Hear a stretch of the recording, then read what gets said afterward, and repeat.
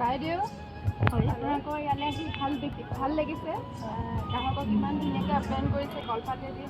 এইখিনি আপোনালোকৰ মনলৈ কেনেকৈ আহিলে পৰিকল্পনা এনেকৈ ধুনীয়াকৈ সজাই কৰি আনিবলৈ জনাওকচোন আমাক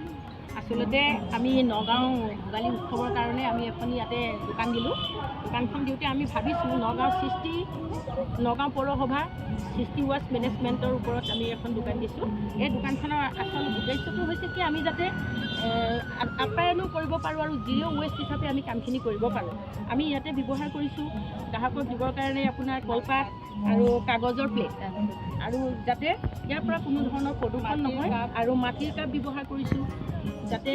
আৰু ইয়াৰ যিখিনি ৱেষ্ট ওলায় সেইখিনি আমি পেলাবৰ কাৰণে আমি দুটা ডাষ্টবিন ব্যৱহাৰ কৰিছোঁ তাতে আমি শুকানখিনি আমি দোকান যাব আমি ইয়াতে পাইছোঁ আৰু কলপাত চলপাত আমি ইয়াতে সেউজীয়া ডাষ্টবিনতে ভৰাওঁ ভৰাই পেলাই আমি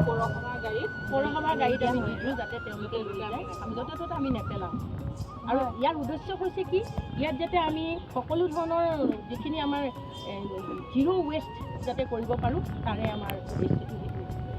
ঠিক আছে ধুনীয়া ব্যৱস্থা সঁচাকৈ সলাবলগীয়া আপোনালোকৰ মই ধন্যবাদ জনাইছোঁ থেংক ইউ